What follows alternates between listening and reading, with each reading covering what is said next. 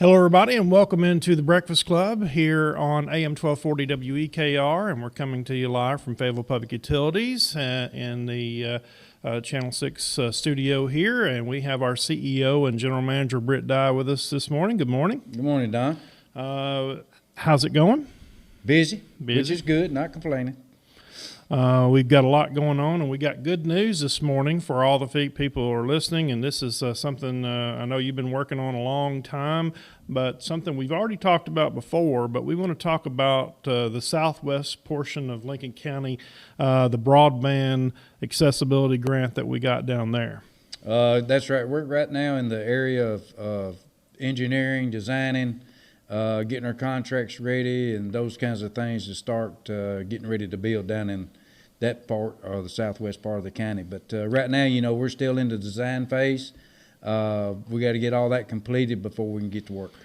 This is a big grant, over 1,400 households it's going to be passing, and there's a lot of people in that area that's really needing internet with all the things going on, working from home, virtual school, it goes on and on. But this is something I know you're proud of, and this is going to be a huge project. Well, it's a big step for us, trying to help with the way that the situation is now with the pandemic. And, even though that people are wondering why we're not expanding in those areas that where they're located, but, you can only expand in areas where it is no other service available. That's the reason they call it underserved or unserved areas. And the state tells us what areas we can actually build in once we turn in a plan. Okay. Well, one thing about this particular grant, this one is a 50-50 match. You might talk about where the first 50% comes from and the second 50%. Well, the funding comes from what we can get from the state, and the other funding, it's FPU that's funded. Trying to expand in the rural community of helping get internet services out there. But it's 50-50 means, the state's got it, one part, and we got the other part. But we got all these rules and guidelines we got to go by and meet to be able to get audited, to be sure we done what we told the state that we would do to be able to get those funds. Yeah. So this is a big grant, and we're excited about that. We've actually talked about that before, and I think everybody's excited about getting it down there. We're getting a lot of phone calls. I will say that our customer service reps, I believe, and a lot of folks here have the road names that could help you, know exactly where it's going. But it's pretty much the southwest portion of Lincoln County, and it's cut up a little bit because as you mentioned before, we're not able to go in other areas where other service providers are. That's correct, because you're always competing, when you turn in for grants. It's just not power companies that turn in for it. Your telephone companies, other cable companies turn in for these grants as well. And, if it comes by and they show that they've already got a piece in that area that we've turned in, the state will get back in touch with us and say, you got to pull that section out. And we have to go back and redo our maps and everything and pull that section out. When we're talking about dollars and cents, this one in the southwestern portion of Lincoln County will get you up nearly $4 million. Half that against us and half of that's them. This is a big investment in Lincoln County, and I know it's something I know you're proud of, and all the folks down in that area is proud of. But here's another big thing. The big announcements, this new one we just recently got, the word really hadn't even got out yet, so you might want to talk about the big one that we got. Right. How this other one came about was they had some additional funding on the CARE Fund Act, and so we were all notified on the local power company side, on all the managers, and tried to get something in. And it was really like, they send it out to you one day, they needed something back the next day, so we was really rushing and pushing, which we already had an idea where we might go into if we had a second phase of funding. So I got back with the Tennessee Electric Cooperative Association, sent in some numbers. The other power companies sent in their numbers, so we were able to qualify to show enough interest that the power companies are trying to get broadband out in the rural areas to customers.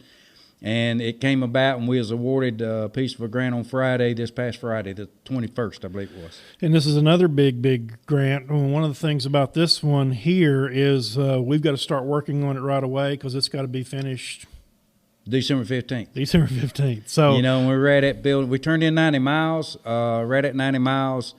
And, it's the grant portion of this is the grant is 80, the other part is 20. Gotcha. So that's lots of money. But you got to meet all the guidelines. You got to meet the rules. You got to meet step by step what's the state requires you to get done. So that means that we have a lot to do. Got to get it quickly done. We're trying to get material in, but the COVID-19 has pushed a lot of things back to some degree. That was our biggest concern, was the COVID-19, not only for the material, but our personnel too. That's true. And so there's going to be a lot of people working in it. And since we haven't talked about this one, I'm going to go a little bit on the process of where all it's going.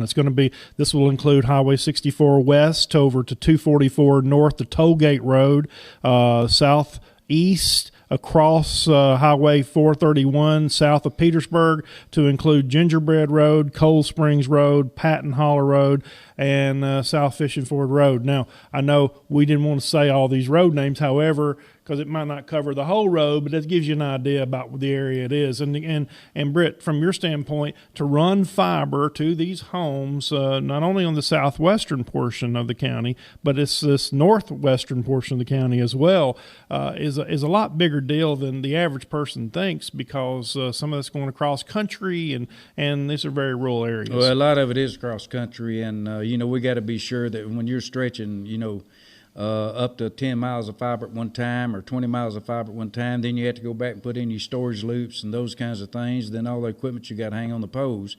When we talk about road names, some roads are, 3 to 5, 6 miles long or 10 miles long, and you might have a portion of that road that's covered by somebody else, or in our build out, we can only go so many feet with a fiber build, and that's the reason that it's hard to sometimes get our customers to understand we might be there, but we might not be all the way to your place. We're going to cover as much as we can, but at the same time, building fiber to the home is very, very, very expensive. Even though we're getting some of these grant funds, it's still, that money goes fast. It's almost like the old days of getting electricity or the old days of getting telephone. The government wants people to have internet access, and now we're just having to get it done. We got to get it done, and you can just hope that more of this comes along into the future to be able to keep doing this. At least you're getting some kind of a base foundation to get started in a rural community.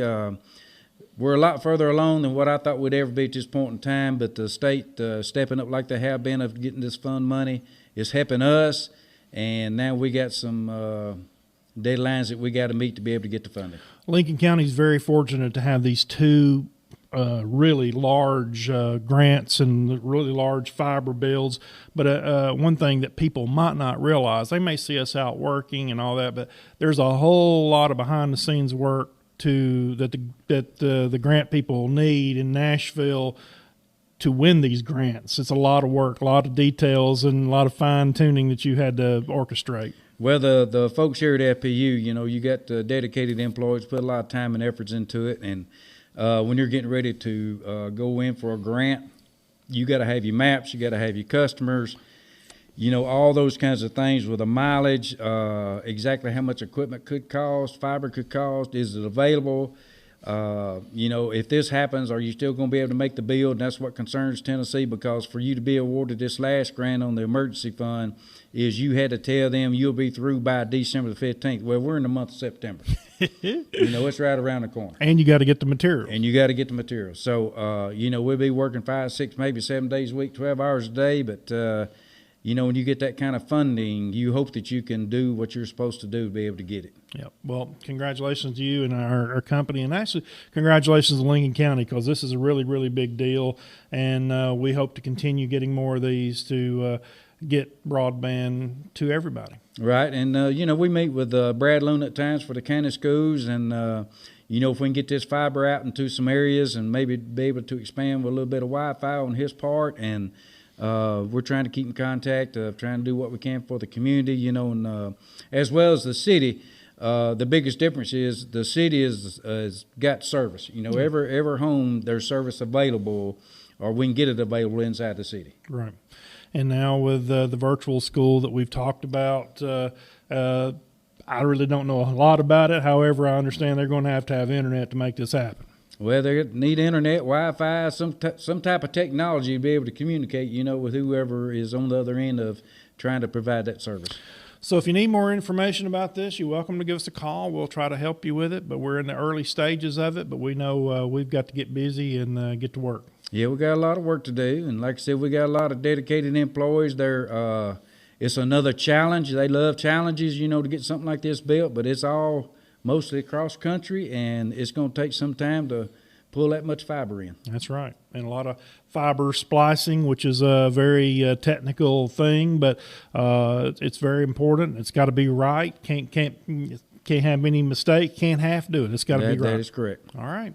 Well, we could do a whole show on this, and again, we're really excited about these two big grants we've got, which is going to be nearly $6 million combined, and that's just huge for our community.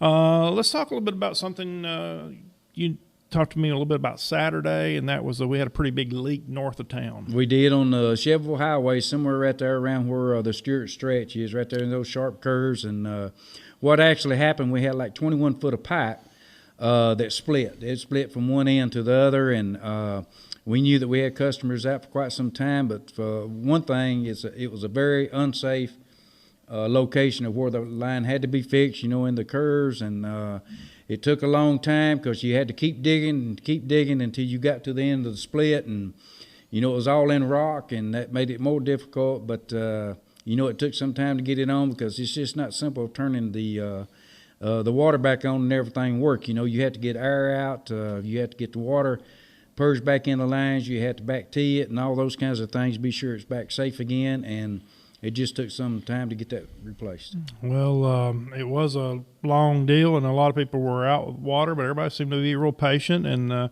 everything's up and running in good shape now. That's right. Still got a little air in the lines, but eventually it'll work its way out. Yeah.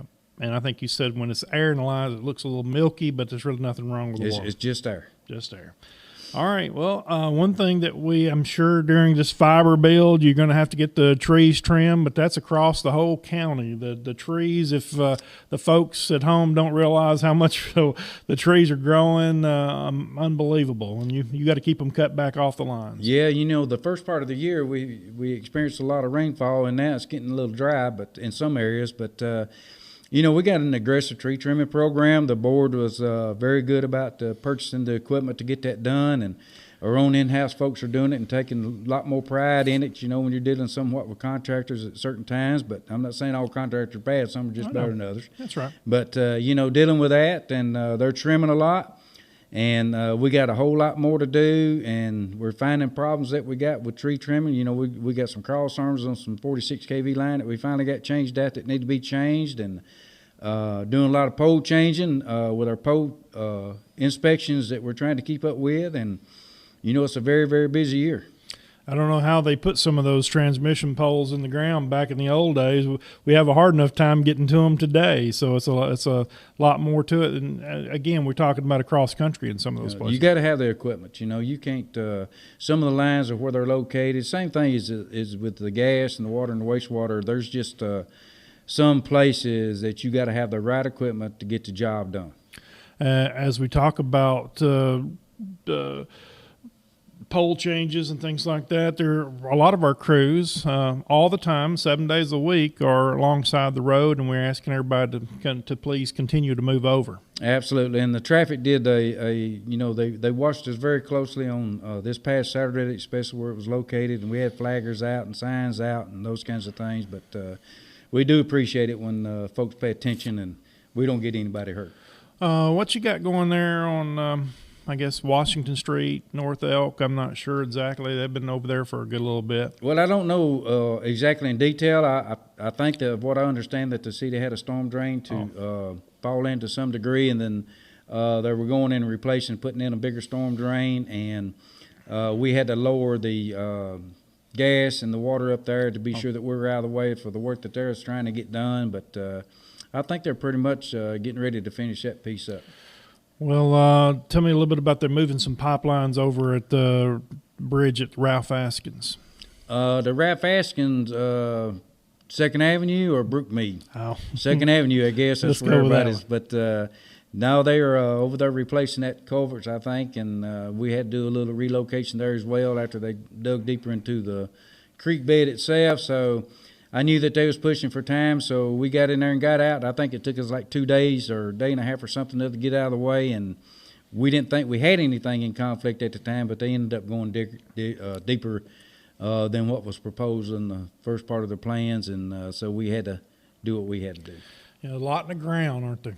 A lot in the ground. It's outside our minds, what I've always been told. Until you dig into it. Until you dig into it. So you need to dial 811 before you start digging around because you never know. You might think there's nothing there, but you better double check. That's right.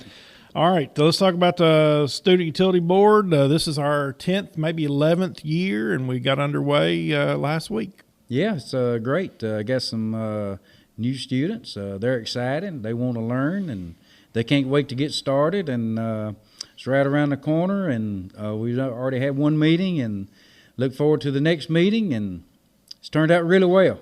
Turned out nice. It sure has. Well, one thing that you're all about the young people, and this summer we had the opportunity to working with some student workers, and that's been really good. We've had Navarius Hampton. He's worked in engineering. You might talk about what he does up there. Well, I believe he's working, learning how to state and post jobs and those kinds of things, and I believe he's getting his degree in computer science. I think that's right. And then we got Libby Quick that's fixing to start Motlow. She's working down here in the social media area, and so it's working out really good for us. And we had Riley Campbell as well. She went back to MTSU, but we're really excited about having those. They give us a breath of youth and a breath of fresh air sometimes, and that's really good.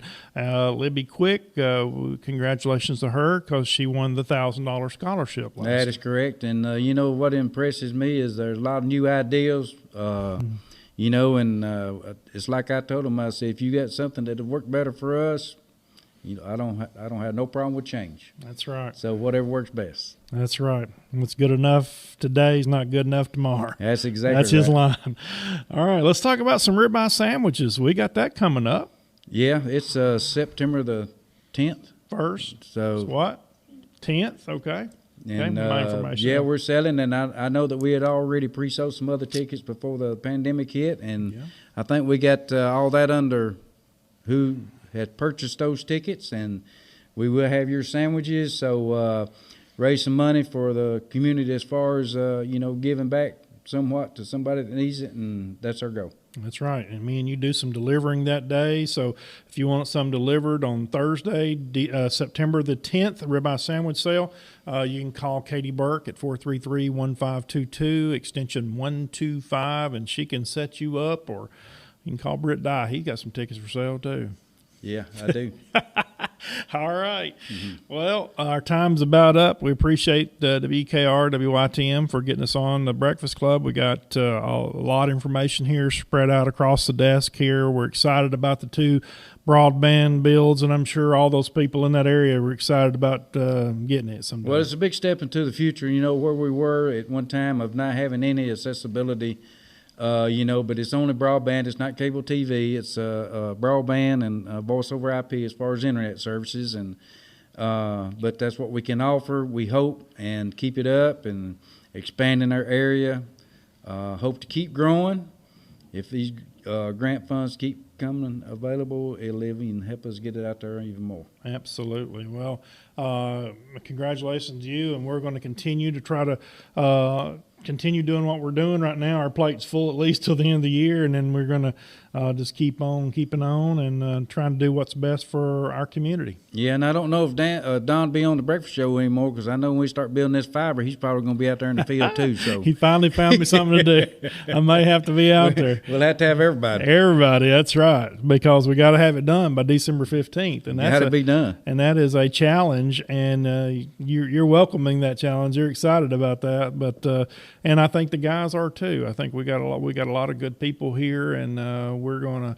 And we all have a lot to learn. You know, this fiber thing, we all got to know it. You know? We all got to know. Yep. And that's the good thing about consolidation. We have to know each other's work. But again, thank you for what you do. Thank you for making all this happen, and we appreciate you being here this morning. Thank you. Thank you. We've had our CEO, General Manager Britt Dye on the Breakfast Club Newsmakers this morning. We appreciate you tuning in, and we appreciate you also watching here on Fayetteville Public Utilities Channel 6. We'll see you back in here next month for another edition of the Breakfast Club.